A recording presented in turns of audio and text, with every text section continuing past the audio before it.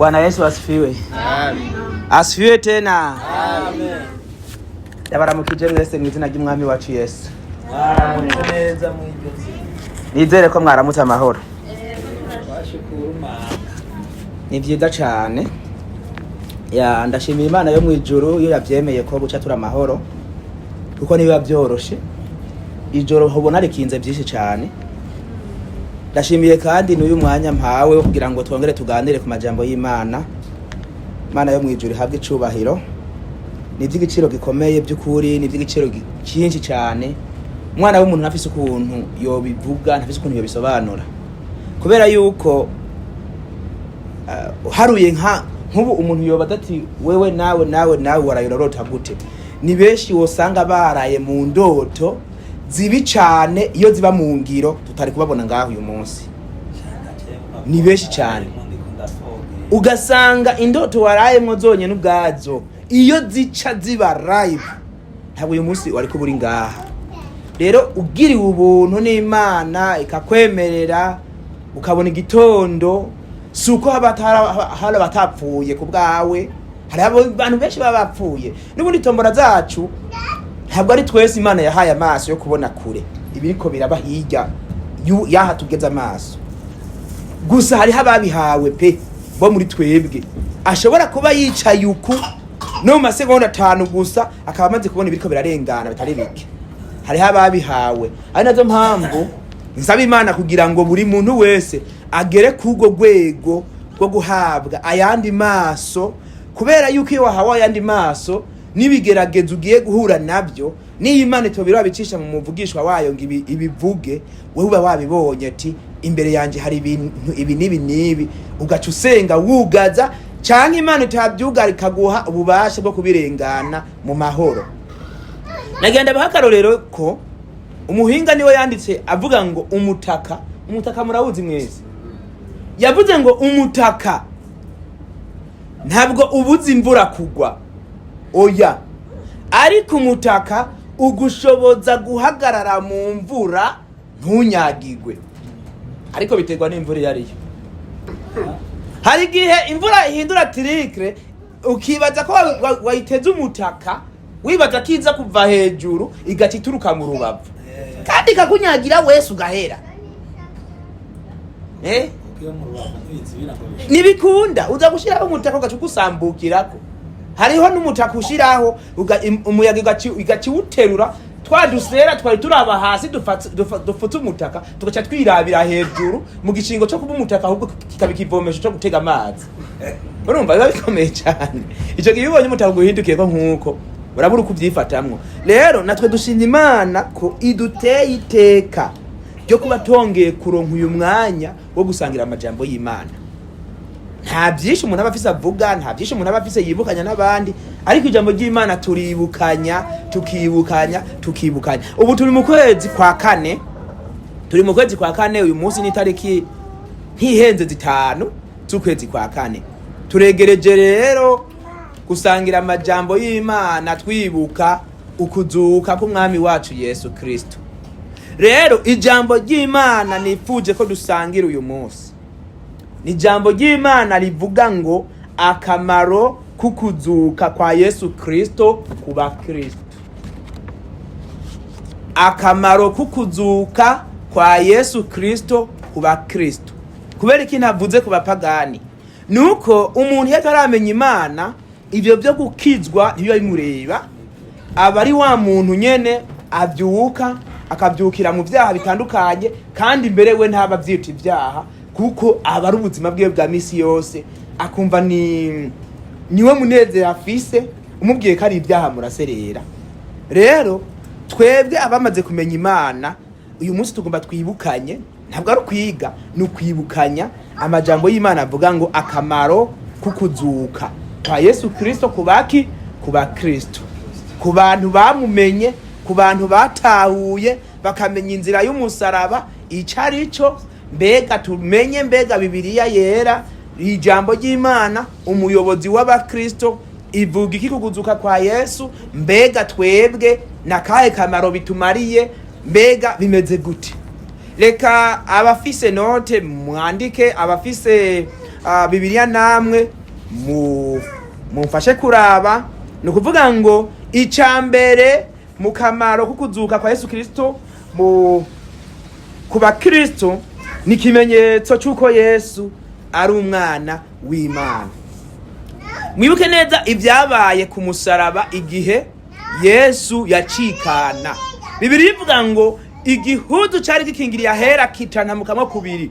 Ico gihe ngo hacura ubwira kabiri, hacura umwiza w'umuzitanya, isi iragigima, habanya mu gigima ikomeye. Ngo nko ku isaha y'icenda Yesu yunamika umutwe aracikana.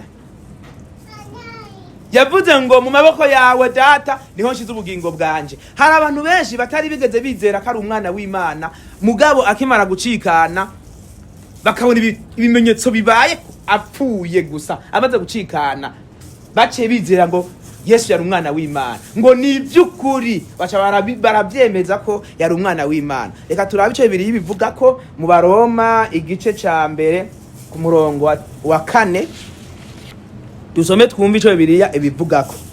Abaroma, cete Paulo yandikiye Abaroma igice ca mbere ku murongo wa 4, niwo dusoma wonyene, niho hari amajambo avuga ngo yerekanywe ko ari umwana w'Imana mu buryo bwa mpwemu yera. Ukuzuka kwiwe kwabyerekanishije ubushobozi, niwe Yesu Kristo umwami wacu. Amen. Ahantu turabyumvise ko Yesu bwiwe yerekanywe ko ari umwana w'Imana, kuko n'abantu benshi barabyemeje ico gihe, ababonye ibibaye.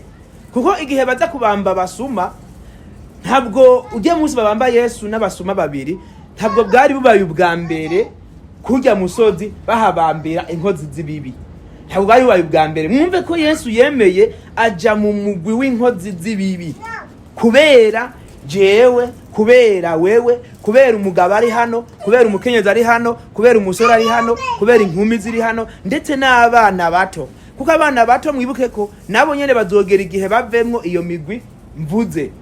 Rero Yesu yaremeye yitwa inkozi z'ibibi, yaremeye aja muri wa mugwi uvuga ngo umuntu wese amanitswe ku giti aravumwe. Yemeye kwikorera umuvumo w'ivyaha vyacu kubera twebwe. Ariko Bibiliya ivuze ngo ku murongo wa 4 ngo yerekanywe ko ari umwana w'Imana, nubwo abisi bamuvumye, nubwo abisi bamucokoje uko bashaka, bakagereka ko bakamubamba. Bibiliya irabyemeza neza ngo yerekanywe ko ari umwana w'Imana mu buryo bwa mpwemu yera. Ngo kandi ukuzuka kwiwe kwabyerekanishije ubushobozi, nta wundi rero uwo muntu niwe Kristo Yesu umwami wacu. Imana idutabare cyane kandi tugirire neza. Icya kabiri mu kamaro kukuzuka kwa Yesu Kristo ku bakristo ni icemezo c'intsinzi ku rupfu. Ni icemezo c'uko urupfu atantsinzi rufise ya burundu. Ni icemezo c'uko Yesu atigeze ahera mu kuzimu. Ni icemezo c'uko urupfu atari rwo rufise ijambo rya nyuma ku mwana w'umuntu. Mwibuke neza ko Bibiliya ivuga ko Yesu azogaruka kutujana, kandi nubwo abivuga uko urupfu ruraza rugatwara umuntu. Bwana Yesu asifiwe. Turi kumwe? Urupfu ruraza rugatwara umuntu. Iyo rumutwaye abantu turarira, tukarira tutazi ngo agiye aha, tukarira tutazi ngo ivyo bimeze gute. Ugasanga umuntu yahora akora ibikorwa byiza ariko yiyorobeka, ari umuntu mubi, ariko mwebwe mumubona ari umuntu akora ibikorwa byiza. Ico gihe rero yapfuye, Imana yo mwijuru niyibize uyu muntu agiye aha, niyibimenya ati umuntu agiye ngaha. Ariko nubwo biri uko Yesu yavuze ko azogaruka. Ntabwo rero uru rupfu ruba rumize uyu muntu riba ari ryo herezo ryiwe rya nyuma. Reka turabe mbega Bibiliya ibivuga kwiki. Turasoma mu rwa mbere rw'Abikorino 15, turasoma umurongo wa 55 tugeze kwa 54. Mu rwa mbere rw'Abikorino wa Korinto wa kwanza sura ya 15, tusome ku murongo wa 55 tugeze kwa 57.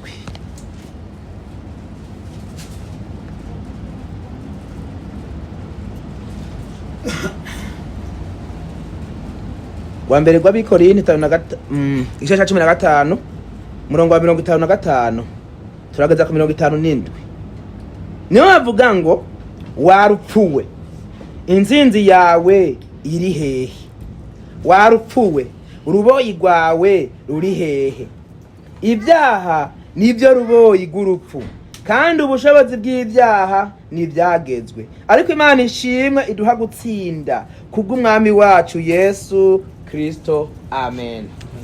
Uyu murongo wa nyuma uvuze ngo ariko Imana ishimwe iduha gutsinda kubw'umwami wacu Yesu Kristo. Aha hajogera igihe isi izoba imaze kuvanwaho n'ijuru rya mbere rikavanwaho, ukuzuka kw'abera kwamaze kubaho, abo ikiyaga cyangwa se inzuzi zamize. Hari abantu benshi bakunze kwibaza iki kibazo bakavuga bati none ko Imana ivuga ko hazobaho umuzuko w'abapfuye, mbega nk'abantu bariwe n'abarozi bizogenda gute? Nk'abantu higeze gutera ubwicanyi butuma umuntu bamushyira mu mashini bakamusya amagufa yose, buri kimwe cyose kigize umuntu bakagisya, bakagenda kubikoramo amaproduit, bamwe bakisiga ku minwa abandi bagasiga ku birato bitewe n'ibyo bakozemwo. Nuko ati mbega uwo muntu azogaruka avuye hehe? Nagenda byibutse ko Imana itazuba iri kubigenza, kuko icya mbere kimwe umuntu ni mpwemu. Bibiri ivuga ngo Imana ni mpwemu, kandi abayisenga bakwiye kuyisenga mu mpwemu no mu kuri. Ndababaze, uwo murongo muri Bibiliya urimwo nturimwo? Urimwo. None rero niba Imana ari mpwemu ikaba yaravuze ngo tureme umuntu mu ishusho yacu ase natwe, bivuze ngo natwebwe umuntu Imana yaremye ni iyi mpwemu. Iyi mpwemu igihe kigera ugwaje umuntu ageze ku mviro wasamara gato gusa, ni gake cyane wobona uwawe acikanye, ni gake, ntiyabura ikigusamaza amasegonda 2 gusa ukamugarura k'amaso, usanga amaso aza yamaze kuraba hejuru akaba aragiye. Ijya mpwemu rero imuvuyemwo niyo yaritumye amaze igihe kinini cyane ariho. Umenye ko iyo atanguye guhema nabi byanka, agatangura kujanwa kwa muganga bakamushiramwo bya bimashini bimwongerera umwuka, buruko amasegonda atera niko imashini harura amafaranga iharura. Ariko ijya mpwemu rero y'ubuntu, ijya Imana yadushizemwo, iyi kuvuyemwo warakoze ibyaha, ntabwo iza kwivanga n'impwemu z'abagororotsi. Oya haba namba, ntabwo bija kwivanga. Zifise aho zijanwa, zirindiriye kigihe kizogera igasubizwa muri wa mubiri wawe. Igihe cyo kuzuka kigeze, ijya mpwemu y'ibyaha wakoze nubwo yavuye ku Mana, wewe wayitegetse nabi, uyikoresha ibitabereye, nuko ujya gukora ibitabereye iby'Imana idashaka. Ico gihe rero iyo mpwemu izosubizwa muri wa mubiri wawe.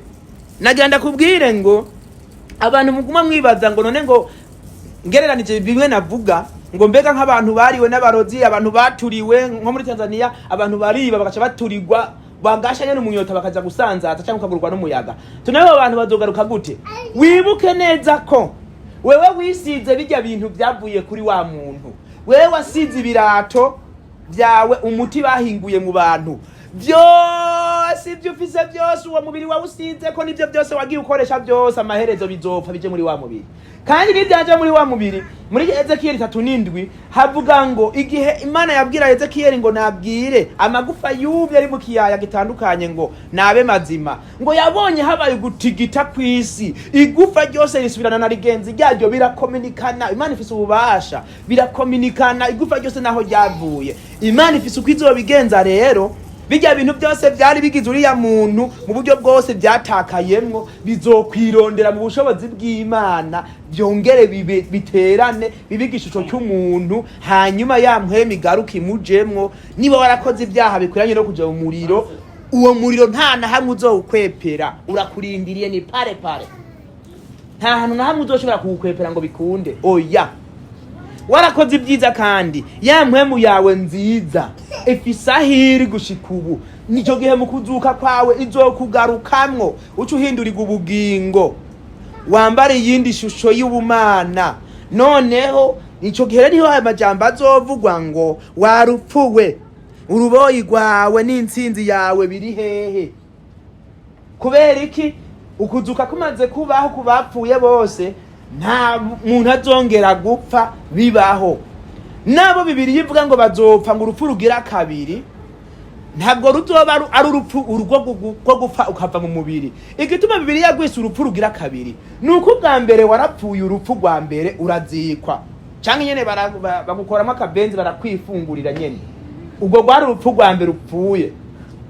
Urupfu rugira kabiri n'uruhe? Nuko utazoba wemerewe. Bibiri yivuga ngo mwijuru tuzobaho ibihe byose. None hari ubwo ivuga ngo mu muriro abazoje bazopfayo. None kweri ndakubaze, nk'umuntu agutereye mu muriro ugasha kandi ntushe nguhere basucikane, bitandukaniye no kukwica. Bibiri yivuga ngo hazobaho urupfu rugira kabiri, ngo abo bantu bazotererwa mu kiyaga caka umuriro n'amazuku, ariko nabwo ivuga ko bazopfa kuko urupfu ruzoba rwaravanyweho, bazosha ibihe byose. Ni nazo mpamvu ibitugorera ubwenge muri iyi si, iyi si y'akanya gato, buri gihe cyose mpawe aka karyo, iri jambo nkunze kurisubiramo kenshi. Iyi si iraduhenda kandi ni y'agahe gato, ibirimwo byose biduhenda ni iby'igihe gito. None imagine ahantu utazomara imyaka 130 140, mugabo ugasanga ibikururana by'iyi si biragushutse neza, biragushize kurushi neza, ugaca usanga utwawe nabyo burundu mu gishingo cyo kurondera Imana ngo wamatane nayo, ikwishimire, muyage nayo, ikwereke urugendo uburyo ukwiye kurugendamwo, ukazoca wisanga iherezo ryawe ribaye ribi. Kandi ari ahantu h'igihe gito cyane. Novuga ati Imana dutabare cyane, umuntu yayimenye akomeza yishishitire, ayibwire ngo Mana, nubwo nobura ibyisi byose, ariko ndakwinginze uzumpe kugira iherezo ryiza. Iryo niryo sengesho umuntu akwiye gusenga. Imana iziguhe kugira iherezo ryiza, uzobe mu bantu izokwishimira. Reka tumaranye n'ikigwa cyacu. Icya gatatu mu kamaro ko kuzuka kwa Yesu Kristo ku bakristo, kiravuga ngo twebwe ubwacu turizera ko natwe tuzozuka. Turizera ko tutazopfa ngo duhere ngaha munsi y'iyi si, turabyizera. Ubwa mbere rw'Abitesalonike 4:14, Abitesalonike ba mbere 4:14, umutwe waho uravuga ngo uko abapfuye bazozuka. Ntabwo havuga ngo uko abakiriho bazozuka. Watesalonike wa kwanza sura ya 4 mstari wa 14 havuga ngo uko abapfuye bazozuka. Umurongo, reka duhere ku wa 13 kugira ngo ahantu humvikane. Havuga Watesalonike wa kwanza sura ya 4, tunaanzia mstari wa 13 tusome na wa 14. Ugwa mbere rw'Abitesalonike igice ca 4 turasoma ku murongo wa 13 tugeze ku wa 14. Nukuvuga ngo uburenze mu gitabo c'Abikorosayi niho uburenze. Ku murongo rero wa 13 havuga ngo ariko bene data, ntitugomba ko muyoberwa iby'abasinzira itiro ry'urupfu. Uyu muntu yanditse iki gitabo, ndetse nta wundi ni Paulo, intumwa ya Kristo, avuga ngo ariko bene data, uku niko ndababwira ngo ntitugomba ko muyoberwa iby'abasinzira itiro ry'urupfu, ngo ntimubabare nka babandi badafise ibyizigiro. Aha bitubwiye iki? Wewe ubona abasinzira itiro ry'urupfu, ukabona umuntu wawe ukunda nawe ageze ku rwego rwo gusinzira itiro ry'urupfu, havuze gute? Ngo ntimubabare. Kubera iki tutakwiye kubabara? Uko twizera yuko Yesu yapfuye akazuka, aba ariko twizera yuko abasinziririye muri Yesu Imana izobazanana nawe. Bwana Yesu asifiwe. Aha hantu havuze ngo uko twizera yuko Yesu yapfuye akazuka, aba ariko twizera yuko abasinziririye muri Yesu Imana izobazanana nawe. Izobazanana nawe gute? Kubera ko azoza guseruka ku bicu, marayika yamaze kuvuza inzamba, abapfuye bazutse, bamaze kuzuka ngo bahitane n'abazoba bakiri bazima ku isi, cyo tuduga n'abapfuye tudugane tumusanganire. Tumusanganire. Azoba ari kumwe n'ingabo nyinshi z'abamarayika. Tumusanganire. Rero ngo turizera ko niba twizera ko Yesu yapfuye akazuka, abona ko twizera yuko abasinziriye muri bo bazozuka. Sibyo? Rero umuntu wese, nizo mpamvu nasabye ninginga ati buri muntu wese ari ngaha, buri muntu wese ari hano, nukuri asengere ukubaho kwiwe ngaha muri iyi si. Nubwo wohura n'ibigerageza igihumbi ku munsi, sengera ubugingo bwawe, utitaye ku buzima uri kuracamwo, utitaye ku buzima bwiza wari wifuza kubamwe ariko butaraza. Sengera ubugingo bwawe kugira ngo Imana igushoboze kuzogira iherezo ryiza. Icyo cyonyene cyo kuzogira iherezo ryiza kizogushoboza kuba muri uyu mugwi w'abasinziriye muri Yesu. Mwibuke kakadakuze kugasubiramo nako. Mwibuke wa mwambuzi yavuze ngo Yesu uzonyibuke, kukubera cyari gisuma nticyari kigeze kimenya ibintu by'amajambo y'Imana cyane ku burebure, nubwo yoba yarabyumva yabyumva amahushuka birengana. Atabyo ko ngarabyitaye, kubera wewe yakira kumenya gusa ngo uyu munsi ahantu hari iboro nza guterura ni hehe, cyangwa nahaje mu rusengero akabaje gucunga abantu bafise ama wallet yabyimbije imifuko, avuga ati kandi ajye ama wallet yosanga ari mw'inoti nze kuzibakiza. Ivyo byo kwanga amajambo y'Imana bigishije uyu munsi, ibyo ntibya bimuraba. Yaba yigombera ifungo, kandi ico gihe bari bafise amazahabu, hari igihe bashikana amazahabu akavuga ati izo ndaziteruye nza kuba ndi umuzungu, nza kuba ndi umukiragezweho. Rero abasuma nta bintu bibanagishinga mu bintu by'ijambo ry'Imana. Inazo mpamvu amaze kubona ko Yesu Kristo umwana w'Imana wa wundi yamye yumva akora ibitangaza, nawe abambanywe nawe, yabwiye mugenzi we ngo wewe ntuzi no gusonera Imana, kandi akiri urubanza rumwe n'ugwacu. Ari twebwe turiko turishura ivyo twakoze, ariko uyu nta cyaha yakoze. Imagine umusuma kuhamya imbere y'abari bakikuje uwo musozi Getsemani, ikorogota aho yabambiwe, hari abantu benshi, ariko arabivuga. Yaba n'ijambo ry'Imana rivuga ngo uzonyaturira imbere ya data, nako uzonyaturira imbere y'abantu, nanje nzomwatura imbere ya data wa twese bo mwijuru n'imbere y'abamarayika. Ico gisuma kiri ku musaraba kiboshe hani misumari hepfa kumagura imisumari, kirabyatura ngo wewe ntuzi no gusonera Imana. Ntabwo yavuze ngo ntuzi no gusonera Yesu, no, yavuze ntuzi no gusonera Imana. Akiriwe urubanza rumwe n'ugwacu, ngo twebwe turiko turazira ibyo twakoze, ariko uyu nta cyaha yakoze, kubera ko atari yizera ko Yesu ari umwami ijana kwijana, canke kumbura imvugo yiwe bitewe n'ubo bari ariko arahura nabwo byaramugoye gukontorora. Acaravuga ngo Yesu urazonyibuka aho uzozira uri umwami. Nawe yarabizi ko Yesu hazogira igihe akaza ari umwami. Yesu kubera ari umwami w'abami ibihe byose, kandi ako kanya icyo avuze kiraba. Yamubwiye ati reka ntabwo ari kera. Bibiri ivuga ngo yamubwiye ngo uyu munsi nyene turabana muri paradizo. None kugira ngo amaze gupfa, uwo musuma amaze gupfa na Yesu agapfa, we be careful. Yesu amaze gupfa n'uwo musuma agapfa, uratekereza umutima w'uwo musuma waragiye ijya mpemu yiwe, muratekereza yaragiye hamwe n'ijya y'ujya wundi?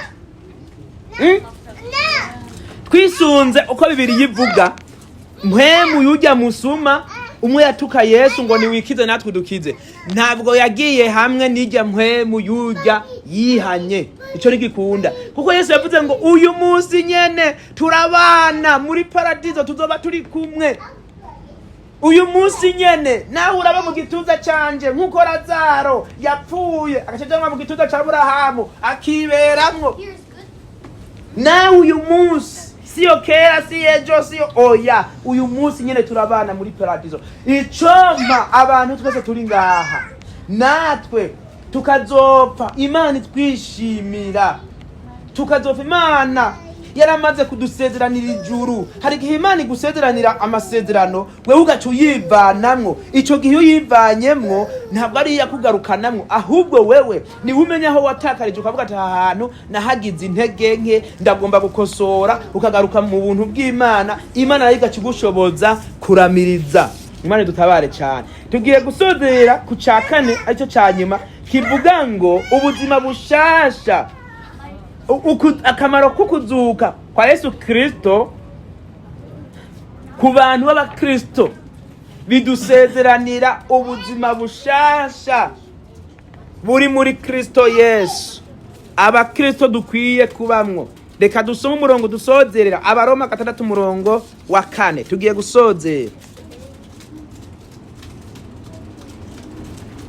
Abaroma 6 umurongo wa 4, tuce dusozera twumve uko havuga. Murongo wa 4 niho havuga ngo umutwe waho musomye haravuga ngo abapfuye ku byaha ntidukwiye kubigumamwo. Ati gute? Reka mbanze sigura uyu mutwe wonyene. Abapfuye ku byaha ntidukwiye kubigumamwo. Niba ugomba kuba mu bugingo budashira, ukaba warapfuye ku busambanyi, ukavuga ati jewe ubusambanyi ndabwihanye ndabuhevye, ntukwiye kubugumamwo. Niba warapfuye ku kaboregwe, ukavuga ati jewe ndemeye guheba abajama bose twasangira icupa, abandi bagita ngo nirengwe. Kubera iki? Umuntu ararengwa agasigara avuga nawe batamutumye. Umuntu ararengwa n'amafaranga yarafise mu mufuko akigira nka hari mu businessman yahejeje, akaba yoyora akasanzaza mu bantu akabaha ikado, kandi mu rugo umugore atani gitenga afise mu rugo. Kumbe nayo mafaranga arayo baciye ingero, akaba yoce yasanzaza yose, akaza kuwongera kugarura ubwenge ari uko yaraye mu ikanevu runaka, ubwenge bugarutse agacamenya ati ejo byagenze uko mu bwonko hacakora akazi. Kubera iyo waborewe ubwonko buratakara bukagenda nkuko izoka zibutegetse, ariko iyo ubwenge bugarutse buratangura bugasubiza inyuma reverse, bugahera umaze gufata umwanzuro wo kuja mu kabare wari ufisa ngahe byagenze gute. Ico gihe nuko sigara wigaya ugatangura wibaza ngo mbega mu rugo ndaseruka gute, ndavuga gute, biragenda gute. Rero hano havuze ngo abapfuye ku byaha ntidukwiye kubigumamwo. Niba warahevye icyaha runaka, reka kwemera ko congera kukuganza ukundi, gihagarike kugira ngo kuzuka kwa Yesu Kristo uzuka uri mushasha. Tugiye kuzohimbaza kuzuka kwiwe, tuzuka turi mushasha. Ibyaha twabihambye tuzuka n'ubugingo bushasha butagiramwo kameremere zose twahoranye. Reka dusome umurongo wa 4 dusozere. Haravuga ngo none rero kubatizwa kwatumye duhambanwa nawe. Umuntu wese ari ngaha ndazi havuye muyu hari undi atabatijwe n'aba bana bato banje. Ku bantu bakuze twarabatijwe. Havuga ngo none rero kubatizwa kwatumye duhambanwa nawe tuba mu rupfu rwiwe, kugira ngo nkuko Kristo yazuwe mu bapfuye. Yazuwe nande? Yazuwe n'ubwiza bwa data wa twese, aba ariko natwe tugendana ubugingo busha. Nkuko Kristo yazuwe na data wa twese wo mwijuru, aba ariko natwe tugendana ubugingo bushasha duherewe mu kuzuka kwa Yesu Kristo. Niba wemera ko wazuranywe na Yesu igihe yazuka, tandukana nibibi, kuko Yesu nta cyaha yigeze akora. Atarazuka yarazutse n'umugororotsi w'Imana, bitaye ko yarabatijwe mu mazi menshi. Mbwira abatarabatizwa bo ngaha, niba ugomba kuba umwana w'Imana ikunda, Yesu yavuze ngo kubatizwa ni kimenyetso cyo gushitsa ubugororotsi. Nawe niwige ubatizwe. Numara kubatizwa rero uzuba winjiye mu bagororotsi Imana ishingira intahe. Kuko nk'ubu umuntu atarabatizwa niyo gira ikibazo agapfa, ijuru ryo mugora kumushingira intahe bitewe n'ibyaha yahora akora. Urashobora kubukora ibyaha. Hari mu gihe cya kera Imana yari ifite imyaka yaharura kw'abantu kuba yo bitwa abanyabyaha. Kubera iki? yabanze ikaraba terambere rihari ico gihe, ariko ubu n'umwana w'imyaka 8-10 Imana yashobora kumuharura ko umunyabyaha bitewe nuko ibona society uwo mwana yavukiyemo agakuriramwo. Yes, ni 12 nanjye ko ndavuga ati muri iki gihe Imana, kubera ko Imana mu bumana bwayo niyo ifise ibigezo byo kuvuga ngo je ndabuku. Imagine umwana w'imyaka 8 ubu arashobora kuzirika ku cyatsi neza akagusiga ngaha, akaguhenda neza akagusiga akagenda agakora ibyo akora byose, akaba yogaruka gusanga ukiboheye hahandi, akaguhenda neza nyine akakujimarika fresh. Ubu myaka 12 woho nkunduko, ubu myaka 12 yo gudandaza neza, bakakugura bakaza gukuramwa produit, ukazokwisanga uri kuragira mu bimashini runaka utazi ukuntu byagenze. Rero novuga ngo Imana dutabare cyane bana muri ko muraca ubwenge, nukuri ndabasabe mwige inyigisho z'imibatizo. Nka wewe wiga inyigisho z'umubatizo, ubatizwe ugere imbere kirenge mu ca Yesu. Mubatizwe, mureke ibintu bya brag, mureke ibintu byo gufyinata, mubatizwe kugira ngo Imana igihe cyose nikigera izi guha umurimo wayo. We nka warageze mu gihugu uri kuri gicongereza, mu gice cyo kugira ngo wigisha abandi bana gakiza, usanga atari byo uri kurakora. Kubera iki? Na wewe urumva kumenga nturashika. Igihari rero ndagusabe wigushize kumwete, umaze kumenya inshuti zawe zose uzihindure, uzurababwira ijambo ry'Imana ati bivuguku nkaho wagize Imana ukaba uwo mu rugo rw'abasenzi, mu rugo rw'abakristo, mu rugo rw'ishengero. Kandi si wewe gusa, abandi bose bari ngaha.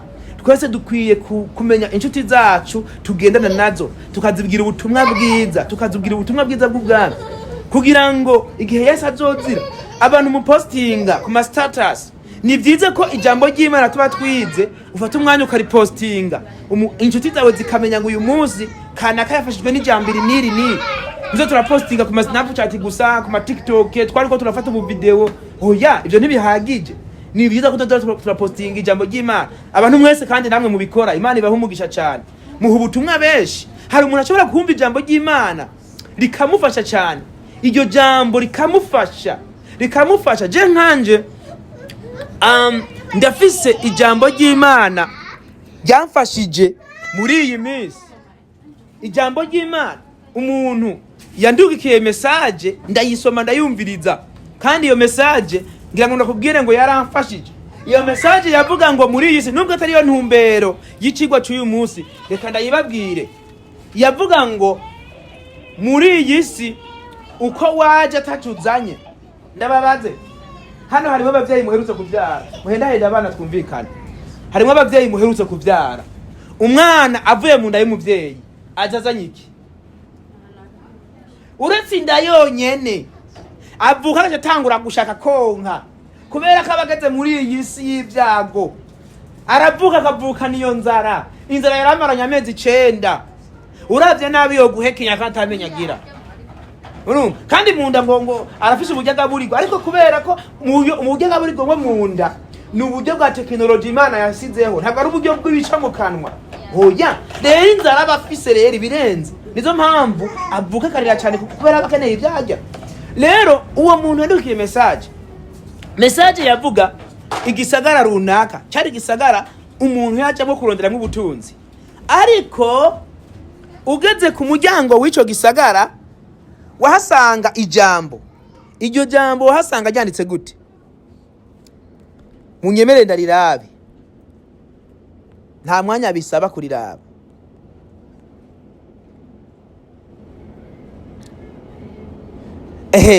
Iryo jambo wasanga ryanditse ngo akazi kariho ariko nta nyungu.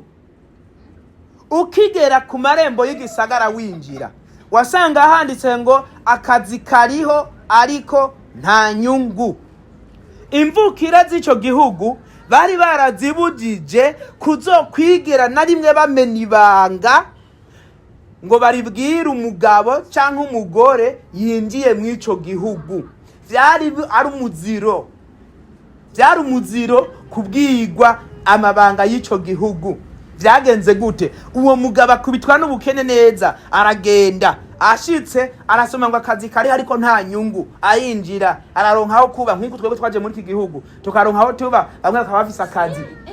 Amaze kuronkaho kuba arakora araronka amafaranga. Amaze kuronka amafaranga avuga ati ko hari handitse akazi kari ariko nta nyungu, bite ko maze kuba umubosi, aratora umugore arinezeza arabyara kabisa. Ariko rero bya bindi bavuga ngo iyi si ni ntizo, iyi si ni ntizo bantu b'Imana, iyi si ni ntizo. Haragera igihe yumva itangazo ngo umuntu wese wakavantara ntitumukeneye mu iki gihugu, asubira iyo ajava atuvireho. Kubera iki? Bari bamaze kubona liste y'abamaze gutunga uko bangana. Twumvikane jamani, twumvikane, mugabanye kuvuga, twumvikane. Bamaze kumva iryo tangazo, umugabo mu rugo n'umugore wiwe n'abana biwe baraterura amazahabu bari bafise, ibitayega byose barapakira, baragenda. Bashitse ku irembo ry'igisagara bahasanga abasirikare benshi cyane barindiri. Baravuga bati wewe witwa gute? Nitwa kanaka. Uvuka he? Mvuka hanze y'iki gihugu. Nawe witwa gute? Nitwa kanaka. Uvuka he? Mvuka mu iki gihugu. Zana imyirondoro yawe. Basanga ko kwavuka mu cyo gihugu ibyangombwa. Baca babashira hajya. Babaza uwo mugabo, wewe uvuka he? Mvuka hariya. Okay. Winjira mu iki gihugu bwa mbere waje uzananye iki? Agize nta na kimwe nanze nzananye, kuko biba byanditswe. Waje uzananye nande? Naje jenyene. Bagize okay, ibyo waronkeye mu iki gihugu byose parika hajya. Uko waje kubariko usubira inyuma. Nta kuvuga ngo ubutunzi bwanje, umugore wanje, abana banje, ibyo byose wabironkeye mu ico gihugu. Iyo nyigisho irimwo ni yahe? Akazi kari ariko nta nyungu. No muri iyi si nubwo twiruka mu bitagira akamaro, nta nyungu ihari, kuko ni wapfa ubutunzi bwawe uzoja muri cya kinogo c'imetero 2 kuri 1, nta butunzi uzojana. Niba gufa gasoni bazogutekerera isanda igufuka ubwambure kubera ko uri umuntu akuze, canke kubera uri umwana basi bagufuka ubwambure, ariko nta butunzi waruhiye uzogenda ujanye, nta mugore wari ufise mwiza w'igitangaza uzogenda ujanye, nta bana wari ufise beza b'igikundiro uzogenda ujanye. Ibintu byose, amamodoka, amazu, amashamba, imirima, buri kimwe cyose kizosigara muri iyi si. We ugende muri iyi si, inyungu zirahari ariko akazi karahari, ubutunzi burahari ariko nta nyungu dufise. Inyungu ni yuko umuntu wese aca bugufi imbere y'Imana agasaba iherezo ryiwe, kuko Imana izomuha ubutunzi mu bwami bwo mu ijuru. Ari nazo mpamvu ibyo dufise byose turekuriwe kubifashisha boro, ariko ugasigaza ibitunga umuryango wawe. Ntiwicishe umuryango inzara, oya haba namba, ugakorana ubwenge kuko Imana yaguhaye. Cyangwa ugasaba urutonde uvuga ati Imana ndifuza kugukorera, ndabigenze gute? Imana ikaguha uburyo bwo kuyikorera, ariko ubutunzi bwawe ukabubika mu ijuru aho inyenzi n'ingese zitagera. Kuko ngivyo dukora ngaha muri iyi si tuba tubikije ku Mana, tuba tugiye kubaka amazu yacu. Nayo ngaha muri iyi si umunezero urahari ariko nta nyungu, byose n'umuyaguhinda. Nayo majambo y'Imana dusangiye kuri uyu munsi yari amajambo atubwira ngo akamaro kukuzuka kwa Yesu Kristo kubapfuye. Twumvise ibitari bike. Uyu mwanya nuwawe wo kwisuzuma ukamenya uti mbega none mu kamaro ka kukuzuka kwa Yesu jewe binsigiye iki? Mbega ni hehe natiriganye? Mbega byagenze gute? Aba rimwe mwisuzuma kuko ari mwe mwiyizi. Nayo majambo y'Imana twumvise muri aka gatondo, abayumvise mwese Imana ibaha umugisha.